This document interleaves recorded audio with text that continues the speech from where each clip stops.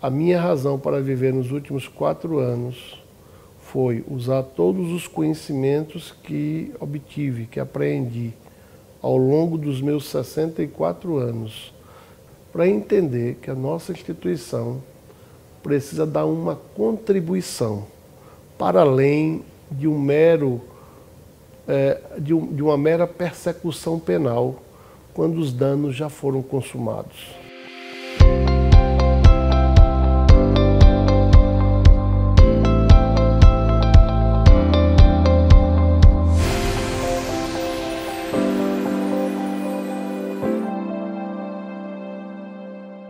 O procurador Augusto Aras assumiu a sua responsabilidade num momento muito difícil da vida nacional.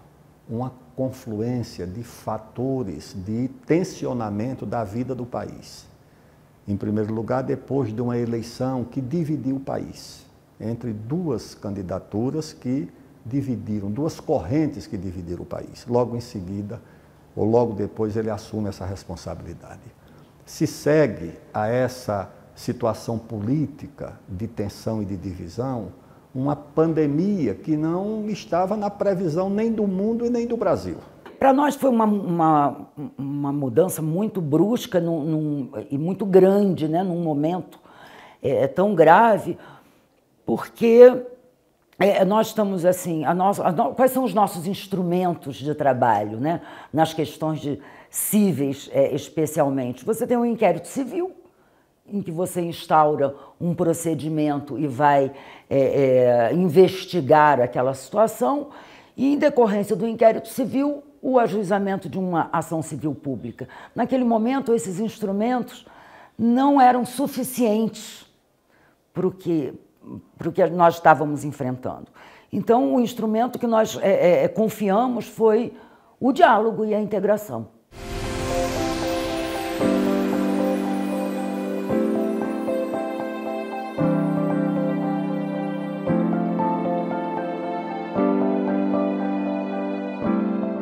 Quando o mundo enfrenta situações dessa natureza, que são tragédias, é preciso que haja uma centralidade na recepção das demandas e na percepção dos problemas. Ou seja, não se resolve problemas, seja da pandemia, seja de qualquer outro problema social grave, mantendo a descentralização. Por quê? Porque para que o Estado funcione dessa forma, o sistema de justiça e o Ministério Público no particular não têm condições de pessoal, membros, servidores, para receber milhares e milhares de demandas. É preciso que haja uma centralização das demandas para que as soluções possam ser providenciadas. O gabinete foi pensado com esses pressupostos e foi concebido a sua estrutura pensando-se de como é a estrutura legal do SUS. É uma comissão tripartite. Essa comissão é uma comissão que ela é uma comissão que tem representações paritárias do Ministério da Saúde, do Conselho Nacional de Secretários de Saúde e do Conselho Nacional de Secretários Municipais de Saúde, que é o CONASENS. Chamamos os representantes desses gestores tripartite, do Ministério da Saúde, do CONAS e do CONASENS. E além de outros órgãos, como a Anvisa, órgãos que nós sabíamos que seriam importantes para o diálogo e o encaminhamento das questões que nós já começavam gravemente aqui no país, e nós sabíamos que, pela experiência e pela vivência dos outros países, o que nós poderíamos vivenciar também. É bobagem imaginar que existe uma solução clara e simples, que a gente consiga puxar um fio e alguém vai descobrir uma solução mágica ou alguém vai dar uma ordem que vai resolver tudo. O mais frequente é que esses problemas dependam de muitas pessoas, de muitas instituições, de uma série de iniciativas, de mobilizações variadas que vão desde questões de dinheiro, de recursos, até logísticas de compra, de entrega, de aplicação. E o que é que realçou no comportamento do Procurador-Geral da República? Em primeiro lugar, o equilíbrio necessário nesses momentos. O equilíbrio não é a ausência de firmeza, nem a omissão e nem a renúncia às decisões difíceis. É tomá-las com equilíbrio, porque ao tomá-las com equilíbrio, se transmite muitas vezes a dureza necessária nas decisões, mas, ao mesmo tempo, a tranquilidade de que elas foram tomadas sem pressupostos de prejudicar ou beneficiar qualquer interessado. Pedir apenas ordens judiciais que digam que algo tem que acontecer não garante que essas coisas de fato acontecerão e que o cidadão será beneficiado por elas. Vamos registrar um fato aqui que se tornou antológico. Logo nos primeiros meses da pandemia, um prefeito de uma capital do Brasil procurou o CNJ e o CNMP se queixando que tinha 5.000 notificações, decisões judiciais, recomendações, ofícios, ordens, para adotar medidas que entre si contraditórias, fazer ou deixar de fazer alguma coisa no plano da pandemia. E o prefeito procurou saber dessas instituições a quem ele devia obedecer, a quem manda fazer ou quem não manda fazer, porque ou ele cuidava da pandemia ou ele cuidava de responder a recomendações do Ministério Público ou a decisões judiciais do Poder Judiciário, enfim.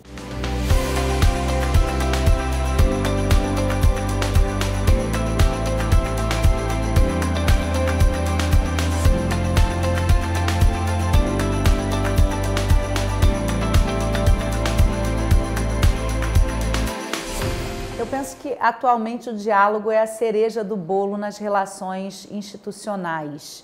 Então, eu acho que nesse sentido a gestão do Dr. Aras foi muito feliz, né? Eu me lembro, muito importante foi aquele grupo que ele criou para tratar da Covid e dessa transformação que nós tivemos que fazer num curto espaço de tempo do mundo presencial para o mundo digital. Eu me lembro dele no Conselho Nacional de Justiça atuando também nesse momento de dificuldade que nós tivemos e sempre ouvindo muito para construir as soluções. Naquele momento da pandemia, houve um recuo da atividade econômica sensível e as pessoas perderam condições de renda. E era necessário que fossem compensadas e recebessem algum benefício. Só que chegar a esse benefício, fazer chegar esse benefício até a ponta, que quem realmente precisava, era muito difícil. Nós atuamos com a Caixa, tanto no espectro de ampliar a informação às pessoas, quem tem direito, às condições, quais os documentos que deveriam levar, tanto no outro espectro, que é dar dignidade a quem está na fila, é não ficar exposto ao sol, não ficar exposto à chuva, ou seja, dar às pessoas dignidade no momento de tanta dor, de tanto desespero. Ao assumir o cargo de Procurador-Geral, desenvolvemos um conjunto de medidas internas e externas que propiciaram essa arte do encontro institucional, o que gerou uma interlocução permanente com órgãos de todos os governos federal, distrital, estaduais, municipais, com o Parlamento brasileiro, com a Suprema Corte, com os tribunais superiores. Desde a primeira hora, quando nós nos vimos naquela situação e foi criado o gabinete, eu disse: mas, doutor Aras, a gente precisa começar o diálogo com o ministro da Saúde, né? Começar por aí o diálogo. E ele disse: amanhã o ministro da Saúde estará aqui. Então, essa capacidade dele de diálogo com a administração pública como um todo, e nós tivemos aqui dias de estarmos sentados nós do gabinete, ele, procurador-geral, ministro da Saúde, ministro da Integração Nacional, ministro do Ministério da Cidadania, todos órgãos muito importantes para o encaminhamento daquelas questões. Porque, a partir dali, os ministros do Estado saíam daqui para mobilizar suas equipes. A gente tem um período de enfrentamento muito grande, de grandes dificuldades sociais, de escassez de recursos públicos. Então, as soluções elas precisam ser sempre construídas, né, e sempre analisando a visão de cada instituição e os limites de cada instituição. Das funções que me deu para exercê-las no Brasil, eu tive a oportunidade de não só beneficiar, como compreender cada vez mais a missão que cabe a essa grande instituição. Basta dizer que a atual configuração do Ministério Público foi feita durante o meu governo. Devemos lembrar o quanto devemos a isso ao ministro que há pouco faleceu, Pertence, que comandou, vamos dizer, a grande reforma que foi feita.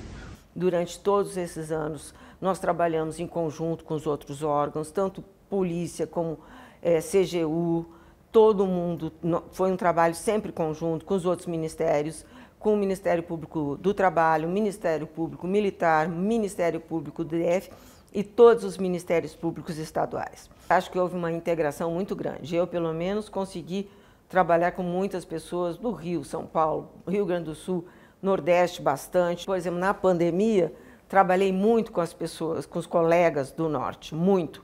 Principalmente Amazonas e Pará, nós trabalhamos muito. O doutor Aras também deu essa independência para as câmaras e nós trabalhamos, eu sou coordenadora também de uma câmara, trabalhamos muito com os colegas do Brasil inteiro.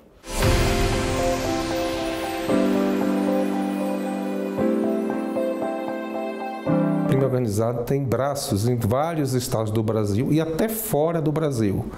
Então, esse sistema de GAECOS do Ministério Público Federal pode trabalhar conjuntamente com os GAECOS que já existem nos Ministérios Públicos Estaduais.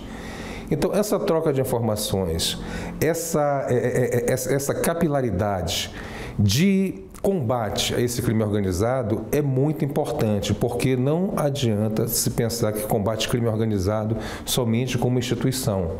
Nós temos que agir interinstitucionalmente para podermos chegar a um objetivo comum e para termos sucesso exatamente nesse combate.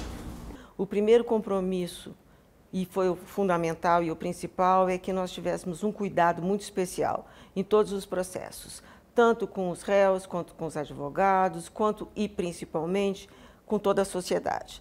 Nós tínhamos que priorizar o devido processo legal, com todas as suas situações. Antes de qualquer ação penal, antes de qualquer tipo de situação, tínhamos que ver se realmente o fato aconteceu. Nós tínhamos que simplesmente fazer uma averiguação muito profunda para que não houvesse nenhum tipo de injustiça. As ações penais, todas exitosas, nem todas ainda têm resultado, porque é um andamento longo, tem um contraditório, onde as pessoas podem se defender, e é isso que nós queremos. É acusação, defesa, e é o que manda a lei e é o que nós queremos.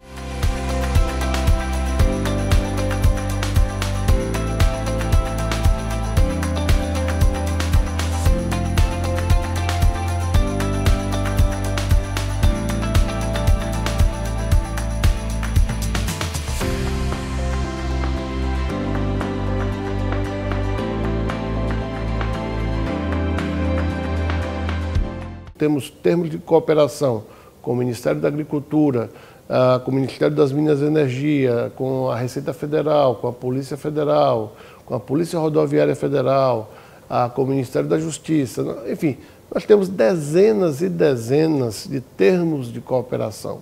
O que é que isso significa para o Ministério Público e para a sociedade? Significa dizer que a interlocução se torna mais próxima para a troca de informações, para a cooperação recíproca e o desenvolvimento das atividades. Eu sou de uma época, quando entrei na instituição, que tu saía de uma procuradoria e ia para outra, parecia que tu estava mudando de órgão público. Parecia que estava entrando em outra coisa, porque o jeito de trabalhar, as rotinas eram tão diferentes que causava perplexidade. Então a gente tem se esforçado nessa linha de padronizar o uso dos sistemas, as rotinas de trabalho, para que a pessoa saindo de uma unidade e indo para outra, ela sinta que está na mesma instituição e que o trabalho tenha continuidade, né? E mais do que isso, né? Para que aquela pessoa que está lotada lá num lugar longínquo, distante, muitas vezes longe da família, ela se sinta parte da instituição e que tenha o apoio necessário. Um procurador que trabalha, por exemplo, em Tabatinga, no Amazonas, tem que sentir o mesmo apoio institucional, a mesma estrutura que alguém que trabalha em São Paulo, no Rio de Janeiro, em Salvador, por exemplo.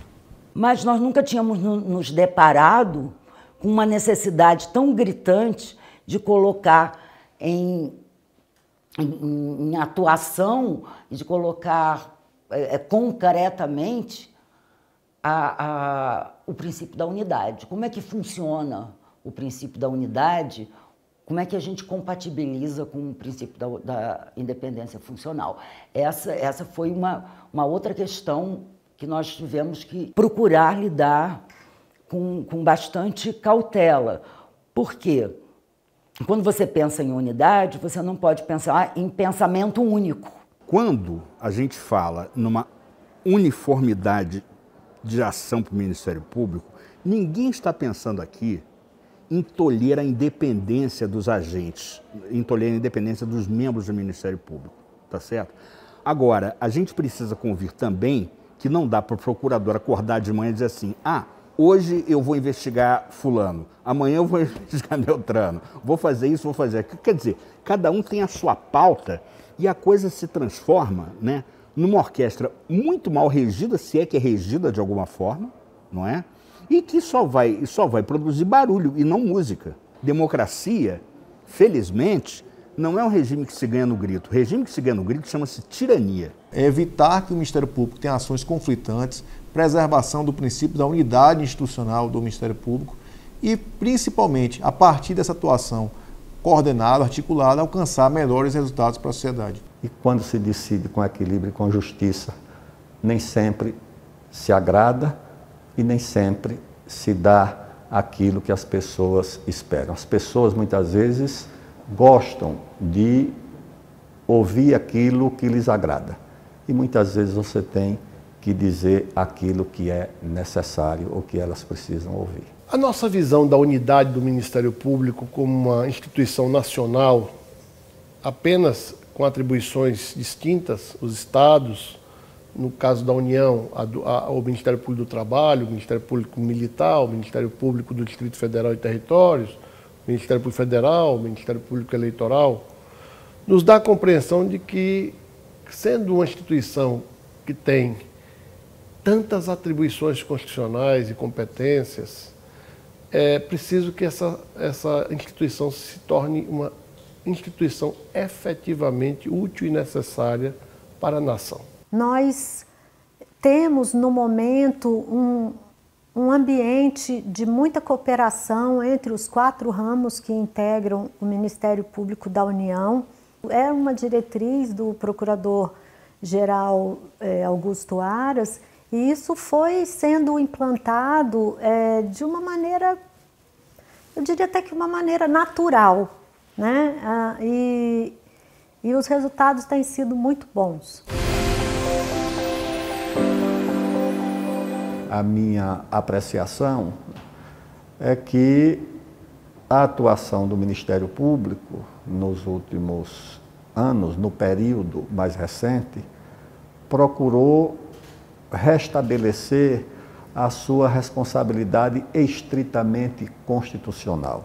Porque, às vezes, de fato, havia, né, na atuação do Ministério Público decorrências políticas que eu acho que, recentemente, o Ministério Público procurou se distanciar e mais proteger a sua missão, a sua função, o seu papel institucional e constitucional, porque isso é o que transmite segurança jurídica. O Ministério Público Federal está passando por um processo de reestruturação, tanto na área fim quanto na área meio.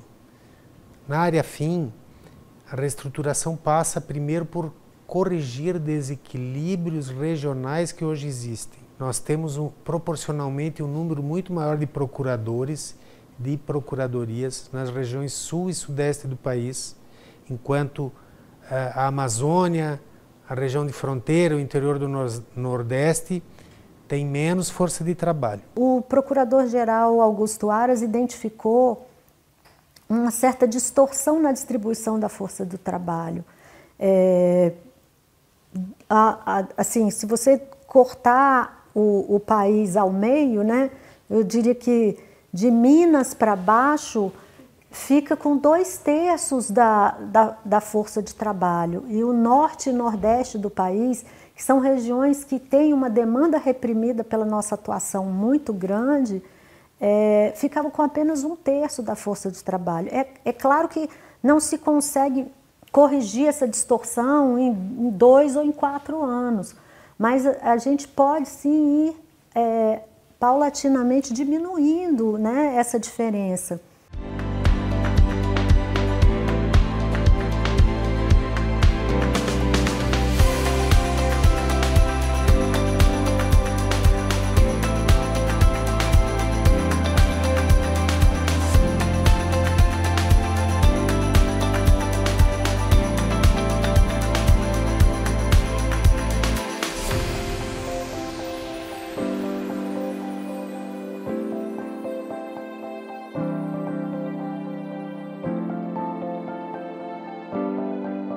A gente vive uma realidade fiscal orçamentária que a gente não pode mais, como fazia no passado, ter concurso todo ano para repor servidores que se aposentam, que saem por algum outro motivo. Então, o desafio é a gente fazer mais com menos e, para isso, tem que aproveitar melhor a força de trabalho. Eu tenho trabalhado na corregedoria hoje com esse pensamento nessas questões que afetam a população diretamente de uma forma muito, muito drástica, que a atuação do Ministério Público deve ser, primeiramente e inicialmente, uma atuação do diálogo, da busca da resolutividade administrativamente. Essa questão da realização dos termos de ajustamento de conduta, né? Essa conversa que não se afasta da legalidade, que está dentro da legalidade,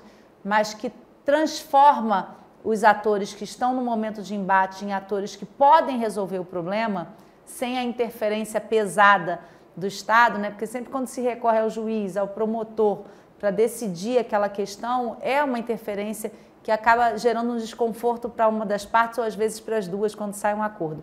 Quando você coloca isso de uma forma bastante tranquila no colo dos envolvidos, como ele fazia, eu acho que isso facilita a solução e a conformação da solução. A questão da infraestrutura, as ferrovias. Nós conseguimos, com o termo de cooperação celebrado com o Ministério da Infraestrutura, inserir o Ministério Público Federal por 30 anos em todos os trabalhos da infraestrutura.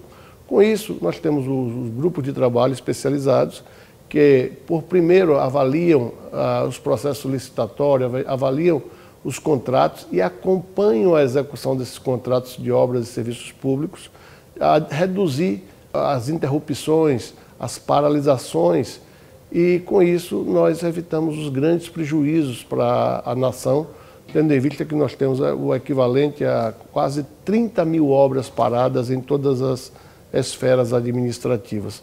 São mais de 800 bilhões de reais perdidos em obras paralisadas. Mas a minha visão é que no Ministério Público como um todo, trabalhar construindo consensos nos últimos anos foi mais produtivo do que trabalhar com imposição e com exigência. Os melhores resultados que a gente tem para apresentar da última década são resultados relacionados a acordos, não são resultados relacionados a ordens. Eu acho, então, que esse caminho, que essa busca do acordo em substituição ao litígio sem fim, é sempre uma solução do ponto de vista da justiça e do ponto de vista social mais efetiva e preferível ao litígio sem fim, sem limite.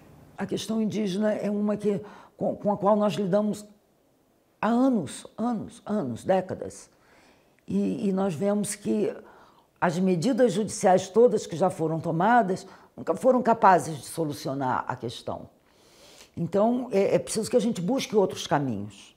Nós tivemos agora, depois, a sorte de ter o doutor Augusto Aras, que é um homem que tem uma grande experiência, uma grande competência, uma grande cultura e que está fazendo e fez uma grande administração à frente do Ministério Público, de tal modo que é reconhecido hoje por todos os setores da sociedade, da justiça, como um grande ocupante do lugar de Procurador da República. Ele marcará, sem dúvida, um momento importante da história do Ministério Público.